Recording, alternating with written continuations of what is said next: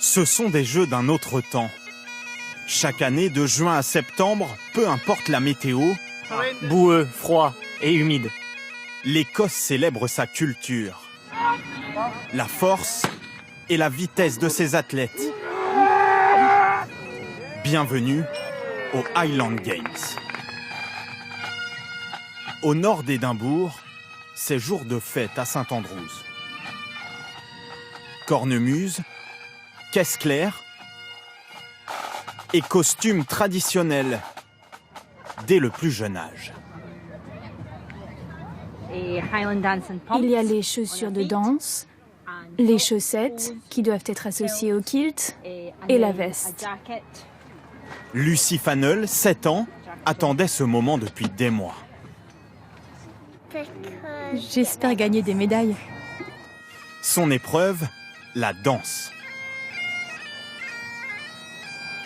6 prestations différentes, sous l'œil expert de cette juge. Je note leur technique, le rythme, l'exécution des pas, surtout chez les plus jeunes. Pas d'âge pour y participer et aujourd'hui ils sont près d'une centaine de compétiteurs pour un concours qui dure plusieurs heures. Les Highland Games, ce sont à la fois les délicates pointes des danseurs et les pointes boueuses des forçats. Je porte ces chaussures pour rester bien ancré dans le sol. Je les plante dans la terre, comme ça évite de tomber en arrière lorsque je lance le marteau à grande vitesse. Neil Elliott est l'un des Écossais les plus titrés. 31 ans qu'il participe aux épreuves de force et il n'en manque aucune. Lancer de marteau ou lever de pierre. Celle-ci pèse 170 kilos. Il doit la porter le plus loin possible. Bien sûr que je suis un guerrier, on est tous des guerriers ici. Tous les combattants des Highland Games sont des hommes robustes. Ce sont des sports très physiques. Certains sports ont d'ailleurs inspiré les Jeux Olympiques modernes. Mais la discipline phare, la voici. Le lancer de troncs d'arbres.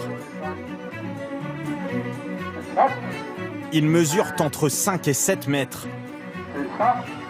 Et cette fois, l'important, ce n'est pas la distance à parcourir, mais l'atterrissage.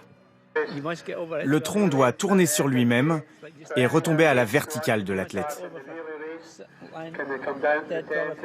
Démonstration.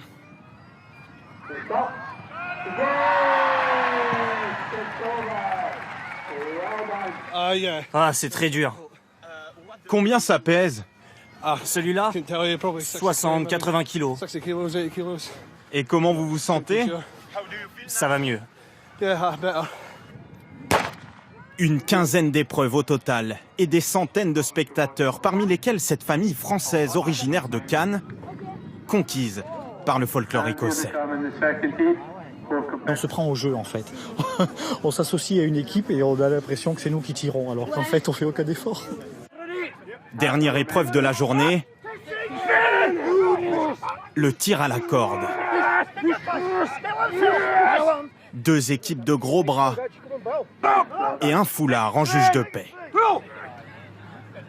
C'est super serré parce que le foulard il a même pas bougé d'un centimètre. Franchement je crois que c'est les bleus qui ont gagné. Ouais parce qu'ils sont plus lourds. Je sais pas pourquoi mais les verts ils sont plus maigres. Aujourd'hui c'est bien les bleus qui l'ont emporté. Lucy, elle, termine 3e du concours de danse et a obtenu sa médaille. Quant au guerrier Neil Elliott, 40, 20, 20. il empoche plus de 200 € pour l'ensemble des épreuves de force. Chaque été, des dizaines de villages écossais organisent de telles compétitions et c'est ainsi depuis près de 1000 ans.